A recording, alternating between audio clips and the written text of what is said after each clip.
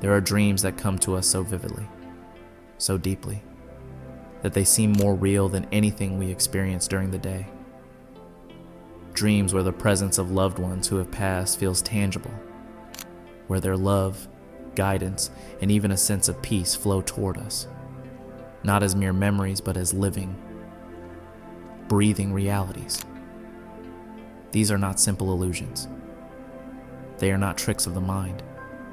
They are profound symbols of a bond that has shifted from the physical realm to the mysterious currents of the soul. But for these dreams to truly offer their gifts, something is required from us. A quiet listening. A humble acceptance that their language is not ours to control or rush to understand. Instead of hastily interpreting or clinging to immediate meaning, we are called to receive, to record what appears, to sit with the images, to notice patterns without forcing conclusions. Because grief does not heal through logic. It does not resolve itself through thought. Healing arrives through the silent spaces, through the symbol, through the images that come at night and bring forth the feelings we work so hard to avoid in daylight. It is in these vulnerable, open spaces that something even deeper begins to stir. The shadow emerges. When we grieve, we are stripped bare. Our usual defenses collapse. The masks we wear for the world, the roles we play, they fall away. And in the aftermath, standing naked before the mirror of loss, we meet the parts of ourselves we've long hidden, rejected, or feared. Jung called this collection of repressed feelings, denied truths, and buried impulses the shadow. Most of the time, we project these disowned aspects onto others. We keep them safely tucked away, unnoticed. But when grief comes, when the ego structures weaken, the shadow steps forward. Suddenly, unexpected feelings rise to the surface. Anger, even at the one we lost. Guilt for words said or not said. Envy toward those who remain untouched by tragedy. Resentment against life, against God, even against ourselves.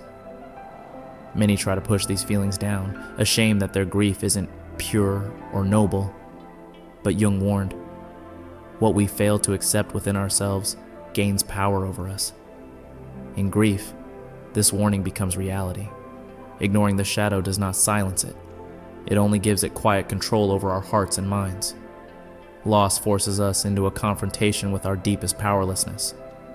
We begin to see how much of our sense of self depended on the person who is now gone. Their absence tears open a void, and into that void pour all the fears, wounds, and longings we had managed to keep at bay. It might be loneliness we find, or a fear of abandonment rooted in childhood, or the stark realization that now, without them, we must rebuild an identity from the ground up. The shadow brings painful but necessary revelations. Turning away from them wastes the immense opportunity hidden inside grief. Because the journey through sorrow is not one of destruction. It is one of profound reconstruction. Jung saw the shadow not as a villain to be defeated, but as a door to be opened. Meeting the shadow marks the beginning of true individuation, the process of becoming our authentic selves, free from the masks and expectations imposed by the world. Grief, though brutal, offers this chance. It tears down what no longer serves us, and through that devastation, it reveals something essential: who we are without the illusions. Of course, the ego fights this. It clings to distractions, demands certainty, craves quick fixes. But if you have the courage to stay present, to remain within the discomfort, to truly listen to what is rising, then transformation begins. Something inside you will shift. A new center will form. A self, more real, more rooted, more whole. Pain then no longer exists just as pain. It becomes revelation. It becomes initiation. And it paves the way for a psychic rebirth.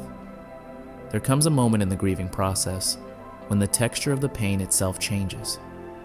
It doesn't vanish. It might never fully disappear, but it evolves.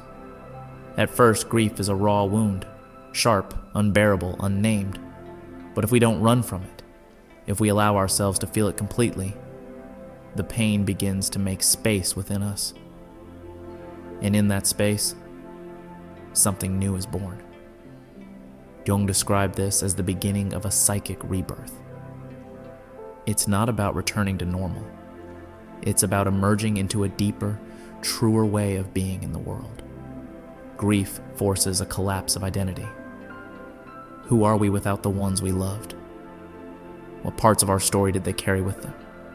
And what parts, until now hidden, are waiting to emerge? It is painful, unimaginably so. But it is also essential, because through loss, we are freed from rigid illusions of permanence and control. And it is in that surrender that the true self begins to take form. Jung himself lived this. After the death of his beloved wife Emma, he shared in his memoir memories, dreams, reflections that her loss reshaped his inner world. He dreamed of her often, not as she was in life, but as an archetype, a guide, a symbol of his own deeper journey. He did not turn away from the grief. He welcomed it. He listened, and he allowed it to transform him. For each person, the rebirth looks different. For some, it awakens a new spiritual understanding. For others, it births creativity or a new purpose. Some begin to write, to create, to serve. Some find a strength they never knew they had. It doesn't matter what form it takes. What matters is the movement from devastation to recreation. Rebirth is not about forgetting or erasing pain. It's about carrying it differently, letting it become a foundation rather than a burden. When memory no longer remains an open wound, but transforms into fertile ground for new roots.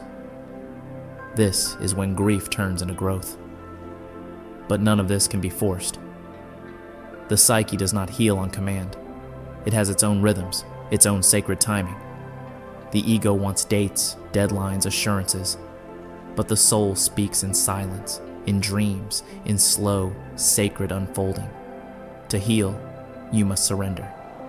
Not to passivity, but to a deep trust in the inner processes that grief sets in motion.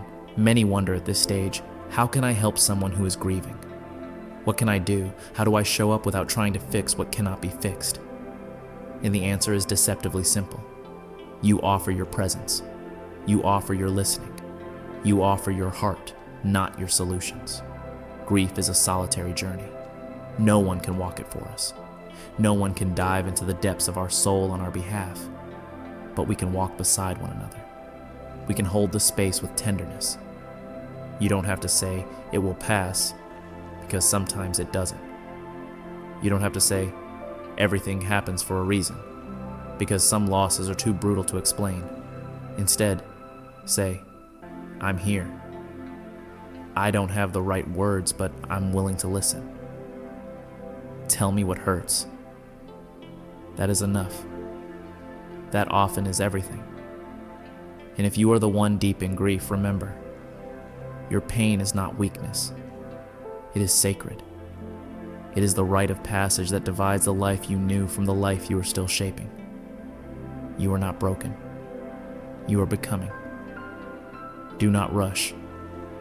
Do not try to return to who you once were. That person is gone, along with the old world you knew. Instead, allow yourself to be remade. There is a new self gestating in the darkness. A self that sees with clearer eyes. A self that feels with a fuller heart. A self capable of deeper compassion, greater wisdom, and a truer connection to what matters most.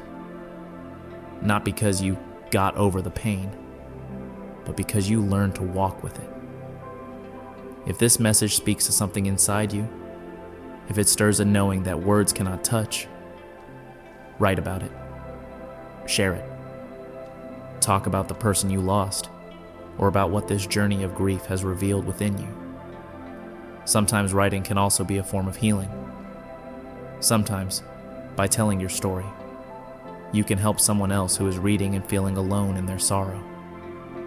Remember, the pain is not your enemy. The darkness is not here to destroy you. It is here to reveal you.